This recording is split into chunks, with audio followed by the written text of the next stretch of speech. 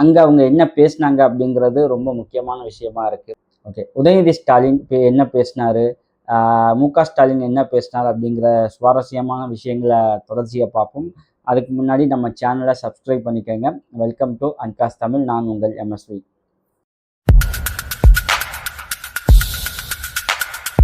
சட்டமன்ற எலெக்ஷன்ல எந்த கட்சிக்கும் பெரும்பான்மை கிடைக்கல. ஆனா தாவேகா 108 இடங்கள்ல ஜெயிச்சு தனிப்பெருங்கட்சியா உருவாச்சு. இப்போ இந்த மற்ற கட்சிகள் சப்போர்ட் பண்ணா தாவேகா ஆட்சி அமைக்கக்கூடிய நிலை ஏற்பட்ட உடனேயே ஆளா கிளம்பி போனது Congress. So Visika, communist, IML எல்லாருமே போனாங்க. இதுலயே காங்கிரஸை மட்டும் நம்ம பிளேம் பண்றோம் அப்படின்னா, இவங்க அபிஷியலா ஸ்டெப் பை ஸ்டெப்பா அந்த ஏற்கனவே இருந்த அலையன்ஸோட லீடர் எம்.கே. ஸ்டாலின் அவங்கள்ட்ட பேசிட்டு நாங்கள் இப்படி ஒரு டெசிஷன் எடுக்க போகிறோம் அப்படிங்கிற ஒரு விஷயத்தையும் கன்வே பண்ணிட்டு ஒரு ஜனநாயக பூர்வமாக இந்த ஒரு விஷயத்த அவங்க செஞ்சுருக்காங்க. ஓகேங்களா. ஆனால் காங்கிரஸ் அப்படி எந்த இன்ஃபர்மேஷனும் கொடுக்காம டைரெக்டாக தாவேகா கூட கூட்டணி அறிவித்து கேபினெட்லையும் இடம் வாங்கிட்டாங்க 2 மினிஸ்டர்ஸ். ஓகே, இதுதான் ரொம்ப அதிகமாக விமர்சிக்கப்பட்டுச்சு. போஸ்ட் எலெக்ஷன் அலையன்ஸ் இந்தியா ஃபுல்லாக ரொம்ப யூஸ்வலான விஷயம், சாதாரண விஷயம். நார்த்தில் ரொம்ப கேஷுவலாக நடக்கும். ஆனால் தமிழ்நாட்டில் இது ரொம்ப புதுசு. மக்கள் இதை அவ்வளவு ஈஸியாக அக்செப்ட் பண்ணிக்க மாட்டாங்க. ஓகேங்களா. ஸோ இந்த டைமிங்கில் காங்கிரஸ் என்ன பண்ணியிருக்கு, எந்தவித இன்ஃபர்மேஷனும் அவங்களோட எக்ஸிஸ்டிங் அலையன்ஸ் லீடர் எம்.கே. ஸ்டாலினுக்கு சொல்லாமல் டைரெக்டாக தாவேகாக்கு போயிருக்காங்க. ஸோ இங்கே தான் பார்க்க வேண்டிய விஷயமா இருக்குது. ஸோ இது தப்பா அப்படின்னா லாஜிக்கலாக கரெக்ட், தார்மீக அடிப்படையில் இது தப்பு. ஓகேங்களா. இதுதான் மக்களோட மைண்ட் செட்.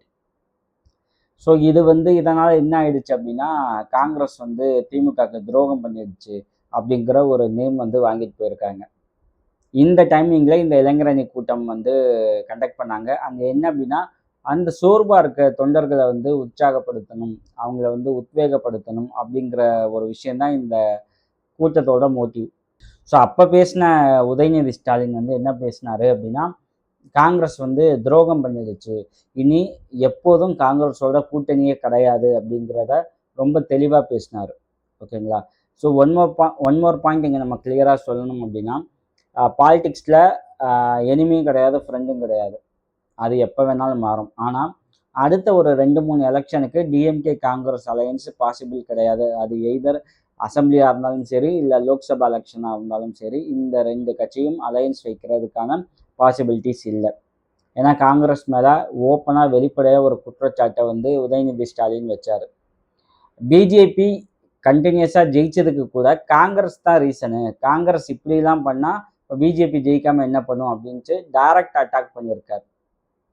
ஸோ இது டிஎம்கே மெம்பர்ஸ் கேடர்ஸ்க்கு மத்தியில் ரொம்ப ஒரு பாசிட்டிவான இம்பாக்ட் அவங்கள்ட்ட கிரியேட் பண்ணியிருக்கு. காங்கிரஸை நீ சேர்க்கக்கூடாது, காங்கிரஸ் தான் இதுக்கெல்லாம் ரீசன் அப்படின்னு சொல்லிட்டு ஒரு குரோதம் டிஎம்கே சப்போர்ட்டர்ஸ்கிட்ட வந்துடுச்சு. ஸோ இதுக்கப்புறம் பேசின எம்.கே. ஸ்டாலின் பேசினார் பார்த்தீங்களா, அங்கே தான் ஹைலைட்டே இருக்குது. நம்மளோட திட்டங்களை தான் இப்போ இருக்க தாவேகா அரசு செயல்படுத்திட்டு இருக்காங்க. அது இல்லாமல் இந்த ஆட்சி அமைகிறதுக்கே நம்ம கூட கூட்டணியில் இருந்த கட்சிகளோட சப்போர்ட்டில் தான் இப்போ இந்த ஆட்சி அமையுது அப்படின்னு ஒரு செக் பாயிண்ட் அங்கே வச்சுருக்காரு.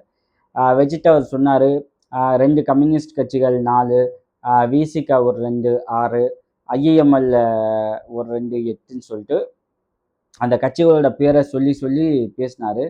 காங்கிரஸ்னு வரும்போது காங்கிரஸோட பேரை கூட எம்.கே. ஸ்டாலின் உச்சரிக்கலை. அப்புறம் 5 அப்படின்னாரு. இவ்வளவுதான். காங்கிரஸோட நேம் அவர் சொல்லவே இல்லை. உடனே அங்க இருந்த அந்த நிர்வாகிகள் அவ்வளவு சத்தம், துரோகி துரோகி துரோகின்ட்டு ஒரே சத்தம். அப்புறம் 5. ஸோ இந்த நேமை தான் இங்கே காங்கிரஸ் சம்பாதிச்சிருக்கு. ஓகேங்களா. டெஃபினட்டாக அடுத்தடுத்த எலெக்ஷனில் காங்கிரஸ்க்கு ஒரு பேக் ஃபயர் ஆகக்கூடிய வாய்ப்பு அதிகமாக இருக்குது.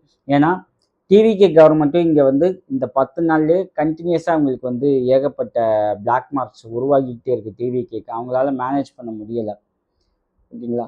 ஸோ இதோட இந்த காங்கிரஸ் அலையன்ஸ் சேரும்போது கண்டிப்பாக பேக் ஃபயர் ஆகக்கூடிய வாய்ப்பு அதிகமாக இருக்குது. ஏன்னா அதையும் எம்.கே. ஸ்டாலின் என்ன சொல்லியிருக்காரு அப்படின்னா, குழந்தைங்கள்கிட்ட பொம்மை கொடுத்தீங்க அப்படின்னா ஒரு 2 நாளைக்கு அந்த பொம்மையை வச்சு விளையாடும், அது போர் அடிச்சா அப்படின்னா என்ன பண்ண அந்த குழந்தைங்க பொம்மையை வச்சுட்டு அம்மா கிட்ட போயிடும். அது மாதிரி அவங்க விருப்பப்பட்டு இந்த தாவேக்கா ஆட்சியை உட்கார வச்சிருக்காங்க. இது சீக்கிரம் போர் அடிக்கும். போர் அடிச்ச உடனேயே திமுகவை நோக்கி தான் அவங்க திரும்ப வருவாங்க அப்படின்னு சொல்லிட்டு ஒரு எக்ஸாம்பிள் சொல்லியிருக்காரு. அது எவ்வளவு பாசிபிள் நமக்கு தெரியல. ஆனா தாவேக்கா ஆட்சி இங்க சொன்னது ஒண்ணு, செய்றது ஒண்ணா இருக்கு. சட்டம் ஒழுங்கு ரொம்ப மோசமா இருக்கு. சிஎம்மோட ரியாக்ஷன் அதை விட மோசமா இருக்கு. ஏன்னா எதுக்குமே பெருசா ரியாக்ட் பண்ணிக்க மாட்டேங்கிறாரோ அப்படிங்கிற ஒரு கேள்வி வந்து மக்கள் மத்தியில உருவாக ஆரம்பிச்சிருக்கு. இன்னொரு விஷயம் சொல்லணும் அப்படின்னா, யாரு சிஎம் அப்படிங்கிற கேள்வியையும் சோசியல் மீடியால வைக்க ஆரம்பிச்சிட்டாங்க. ஜோசப் விஜய் தான் சிஎம்மா? இல்ல வந்து ஆதவ அர்ஜுனா தான் சிஎம்மா? இவர் தான் எல்லாத்தையும் பேசிட்டு இருக்காரு. ஜோசப் விஜய் எதுவுமே பேச மாட்டேங்கிறாரு. அப்ப சிஎம் யாரு? அப்படிங்கிற ஒரு கேள்விய எல்லாரும் கேட்க ஆரம்பிச்சிட்டாங்க. இது தாவேக்கா அரசுக்கு நல்லதே கிடையாது. தலைமையை கேள்வி கேட்கக்கூடிய கூட்டம் வந்து அதிகமாச்சு அப்படின்னா, அது அந்த கட்சிக்கு நல்லதில்ல. நீங்க யோசிச்சு பாருங்க. பிஜேபியில என்ன ஆனாலும், அது நல்லதோ, கெட்டதோ மோடி தான் ரீசன். திமுகல என்ன நல்லது, கெட்டது அப்படின்னாலும் ஸ்டாலின் தான் ரீசன். கட்சி அதிமுகல வந்து கட்சி வெற்றியோ, தோல்வியோ எடப்பாடி பழனிசாமி தான் ரீசன். ஸோ தோல்வியையும் எந்த தலைவர் பக்கம் திருப்புறாங்களோ, அவர் தான் இங்க பெட்டர் லீடர். தாவே கட்சியில பார்த்தீங்க அப்படின்னா, சிஎம் யாரு? ஜோசப் விஜயா? ஆதவ் அர்ஜுனாவா? ஏன்னா அவரோட தலைமையில தான் எல்லாமே நடக்கிற மாதிரி இருக்கு. அவர் தான் நிறைய அந்த ஸ்ட்ராட்டஜிஸ் வகுத்துக்கிட்டு இருக்காரு அப்படிங்கிற பேச்சு அடிப்பட ஆரம்பிச்சிருக்கு. இது ஜோசப் விஜய்க்கு நல்லது கிடையாது. தாவேக்கு அரசுக்கும் நல்லது கிடையாது.